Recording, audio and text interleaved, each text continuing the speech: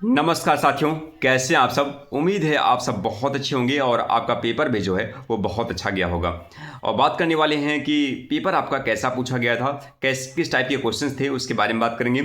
और साथ में फ्रेंड्स बात करने वाले हैं कि कट ऑफ कितनी जा सकती है, थोड़ा सा इसके बारे में बात करेंगे। और लास्ट में आगे अब आपकी रणनीति क्या होनी चाहिए। पहली चीज़ कि साथियों पेपर कैसा था, तो पेपर जैसे मैंने आपको टेलीग्राम पे बताया कि पेपर आपका जो है मॉडरेट टू टफ कैटेगरी का ये पेपर आपका बनाया था। आयोग ने साफ इशारा किया है कि अब हम आपसे वन लाइनर क्वेश्चन नहीं पूछेंगे।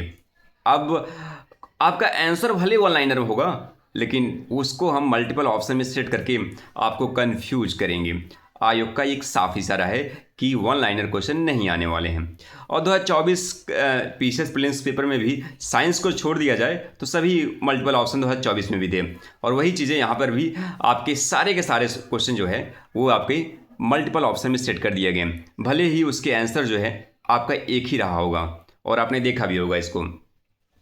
अब ये है कि पेपर आपका कहाँ ये टफ बना और कहाँ इजी बना।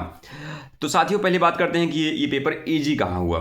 ये पेपर साथियों इजी हुआ आपके कथन और कारण वाले जो क्वेश्चन थे, करीब करीब 25-26 क्वेश्चन जो है वो कथन कांड के दिए गए हैं। और कथन कांड के क्वेश्चन के बारे में मैंने आपसे आरओ के में भी एक ट्रिक बताया था, उससे पहले पीसीएस में भी बताया था कि अगर आपको कुछ भी समझ नहीं आ रहा है कथन कांड में, तो आप बस जो है दोनों ऑप्शन को मैच कराइए और दोनों के संबंध जो है मैच कराइए और मार दीजिए।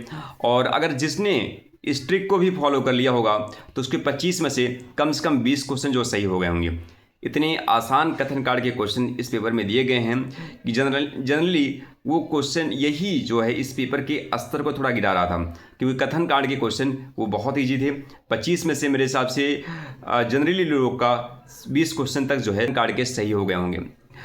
अब ये है कि पेपर टफ कहाँ बना। ये पेपर साथियों टफ इसलिए बन गया क्योंकि बहुत सारे ऐसे क्वेश्चन थे, खासकर क्रोनोलॉजी वाले, जो कि बहुत एक तरीके से बहुत क्लोज थे। जैसे स्कीम है, आपकी हिस्ट्री का क्रोनोलॉजी हो गया, और भी बहुत सारे क्रोनोलॉजी क्वेश्चन थे जो आपको क्या होता है एग्जाम हॉल में इतना प्रेशर होता है, टाइम मैनेजमेंट का इशू आता है, तो वहाँ पे एग्जैक्ट आपको दिमाग में अगर थोड़ा सा डाउट होता है तो कहीं के सिली मिस्टेक्स बहुत ज़्यादा शुरू हो जाते हैं। और यही सब की वजह से जो है पेपर आपका यहाँ पे क्रोनोलॉजी की वजह से स्पेशली बहुत ज़्यादा ही आपका जो है डिफ़िकल्टी क्रिएट हुआ होगा।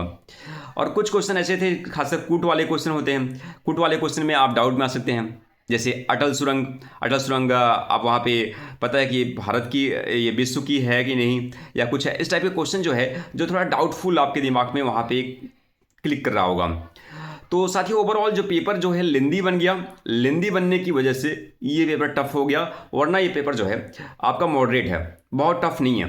ठीक है, बहुत ज़्यादा टफ नहीं है। अगर ये पेपर लेंदी नहीं होता, तो अगर ये वन लाइनर होता तो इसकी कट ऑफ हाई जाती।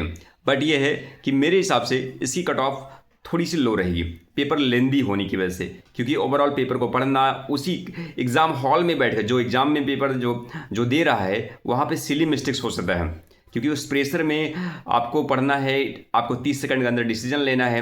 बाहर आप जब पेपर देखते हैं बैठ के तो आपको आसान लगता है, लेकिन जब एग्ज़ाम हॉल में जब आप पेपर को हल करते हैं तो पेपर थोड़ा सा टफ हो जाता है, बहुत ज़्यादा आपको दिमाग में प्रेशर भी होता है।